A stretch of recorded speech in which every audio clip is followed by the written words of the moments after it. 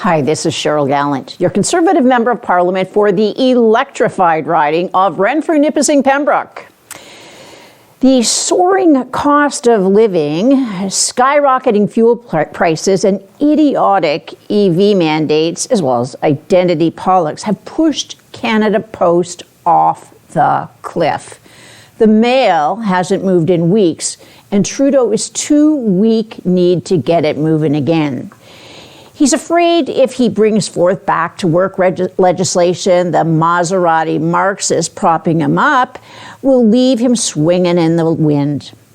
He doesn't have to worry about that unless Sellout Singh reaches the date in March of 2025 when he qualifies for his MP pension.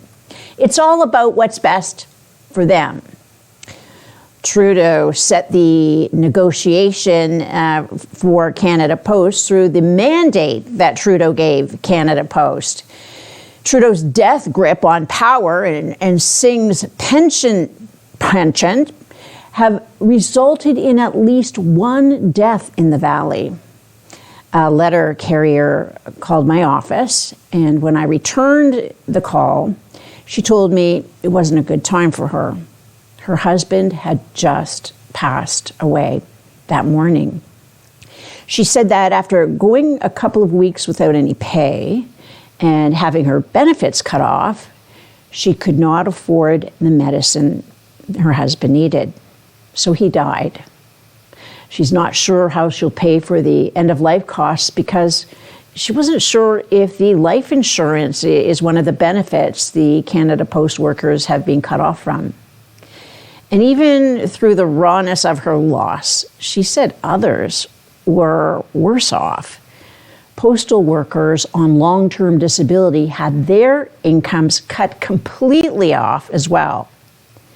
After 9 years of Justin Trudeau, the cost of food and housing have doubled. 1 million Canadians a month now depend on food banks to live. Homeless encampments have spread throughout the nation, and 1 in 5 Canadians don't even have a family doctor. Illicit drugs and guns and human trafficking are in free flow across our Canada-US border, and now Trudeau has broken our postal system. He's broken the workers, he's breaking small businesses, he's breaking consumers. It's time for Canada to break up with this NDP Liberal government. Give our people a carbon tax election for Christmas.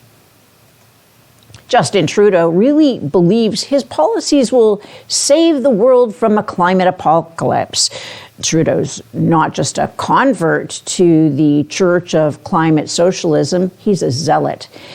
It's what makes him so dangerous. Most Canadians now know the damage the carbon tax is causing to our economy and our wallets.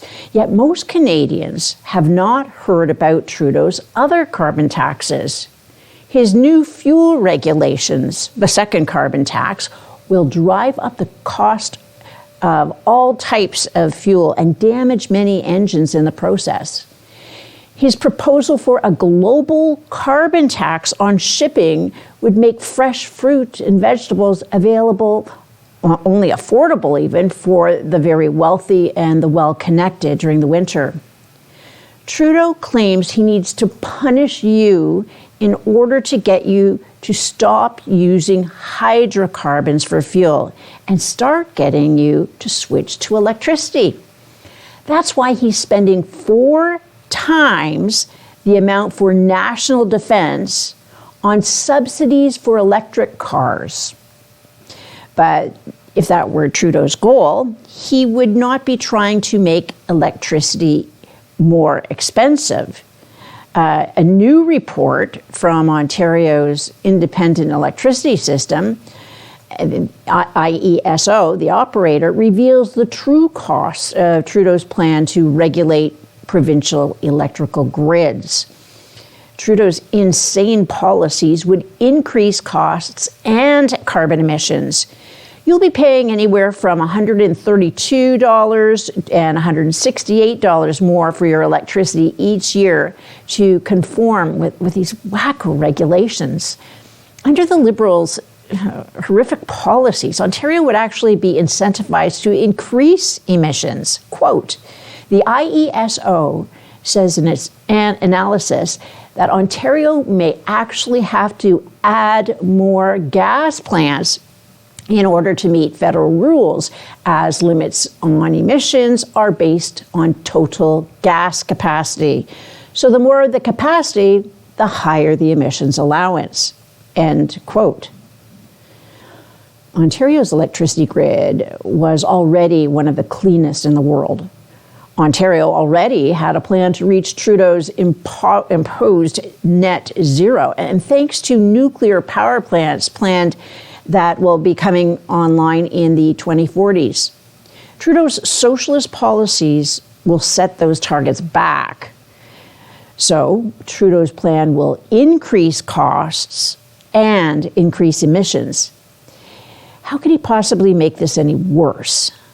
Well, when asked about the costs, the Liberal minister responsible for this mess sent a spokesperson to reassure Canadians that your federal tax dollars will go to the electricity producers as a subsidy. This ridiculous idea to pay provincial electricity producers to produce electricity was the brainchild of former Deputy Finance Minister Michael Sabia. Regular viewers may recall after he got this policy passed by the Liberals, he left the Finance Department to become head of Hydro-Quebec. Now, under the McGuinty-Wynne Green Energy Act, Ontario had to sacrifice 60,000 manufacturing jobs and pay $35 billion higher in electricity fees. But the combination of driving so many jobs out of the province and closing down the oil-burning power plants meant Ontario reached its carbon emissions reductions target already. So you'll never hear that on the CBC. And if more Ontarians knew the truth, they might start asking questions. And the questions that the Liberals don't have the answers for, such as, why are we even paying for a carbon tax? Speaking of the media covering for Trudeau, they were at it again last week. Justin Ling, author of the Bug-Eyed and Shameless blog, is pushing a conspiracy theory to explain conservative opposition to your tax dollars going towards a factory to process crickets for human consumption. Ling joins fellow journalist Bassam Boshra, senior managing editor for CBC Quebec, who had a similar meltdown last year while trying to defend a CBC report that sought to characterize any opposition to tax dollars going towards cricket factories as a conspiracy theory. This is part of a clear pattern we see amongst journalists who support the globalist agenda. Rather than defending their radical far-left positions, they call anyone who opposes it a far-right conspiracy theorist. Absolutely nothing illustrates this better than the long push by left-wing activists to get us to eat crickets. Before we begin, in case there are any journalists or Liberals watching, I need to make something completely clear. In order for something to be a conspiracy theory, it requires two things.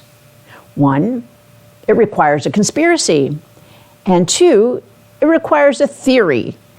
To be a little more accurate, it requires an unfalsifiable hypothesis about people who are working in secret for nefarious ends. If those two conditions are not met, it's not a conspiracy theory. So when I say Justin Trudeau wants you to eat bugs, that's not a conspiracy theory. That's just a fact. If Trudeau did not want you to eat bugs and his government was still funding a cricket food factory, that would be a scandal. These journalists claim conservatives oppose eating crickets as part of a conspiracy to win the votes of 3% of the Canadian population. The simple truth is that most Canadians don't want to eat bugs. Unlike the Liberals and the media, Conservatives listen to what Canadians have to say. And if you believe in democracy, that's just common sense. The Auditor General revealed this week that Justin Trudeau's CEBA program was yet another $50 billion boondoggle. $3.5 billion was paid to over 70,000 recipients who did not meet the eligibility requirements. Instead of having the program run by the public service, Trudeau outsourced it to a crown corporation so he could get around procurement rules. And once the rules were no longer a problem, Trudeau's government gave a sole-sourced contract to consultants worth over $300 million. Those consultants then outsourced the work to a subsidiary based in Brazil. So who are the boys from Brazil? 20 years ago, Canadians were upset the Liberals stole $40 million through the sponsorship scandal. That was paying for ads that did not exist and funneling the money instead to Liberal election campaigns. The Liberals have even given up passing legislation in order to cover up what happened with the $400 million from the Green Slush Fund. Now we're at close to $4 billion with the CEBA scandal, and it barely registers anymore. Trudeau's corruption is so pervasive, we've become numb to it. Justin Trudeau's tax trick was a last-minute idea cooked up in the back rooms of the PMO, the Prime Minister's office. We've since learned Trudeau did not even take this idea to Cabinet. In a responsible system of government, Cabinet makes the decisions. But we don't live in a country with a responsible government. No responsible government would punish small business owners the way Trudeau is. Trudeau's tax trick is going to cost small businesses thousands of dollars to comply for 2 months, and business that gets confused, or any business owners that get confused with the rules and get them wrong, will be punished harshly by the CRA. Here's an example. One of these 2 logo sets is called Santa's Post Office. The other Lego set is called Santa's Delivery Truck. One of those Lego sets is exempt from GST for 2 months, while the other is not. If you purchase a video game from one of these foreign corporations, you won't pay the GST. If you purchase it from the other foreign corporation, you pay the GST. Trudeau thinks if you buy a physical copy of a video game made from plastic in a plastic case, wrapped with plastic wrap, you deserve a break. If you buy a digital copy, which has no carbon footprint, you should pay the HST. Trudeau's also cutting the GST on video game consoles, like the new PlayStation, which has no slot for physical games. It even gets worse. If you go to the store and pick up a physical copy of a video game, make sure it's the right kind. The PlayStation and Xbox versions of Farm Simulator 26 will be HST free for 2 months. The version for personal computers still has the HST. These are just a few examples from just one item on the list. A model plane for children has no HST. A model plane for adults has HST. One hobby store owner owns 3,500 items in his inventory. Small businesses must go through their point of sale systems and manually adjust the HST on each and every item. The only positive news I can give you about any of this is that Canadians aren't falling for it. 22% of Canadians say this tax trick would make them less likely to vote for Trudeau, and 65% said it would not impact their vote. Only 8% of Canadians support Trudeau's tax trick. Trudeau's desperate attempt to bribe you with your own money has failed. Sadly, it will be the small business owners who end up paying for Trudeau's failure. Live from Ottawa, this is Cheryl Gallant.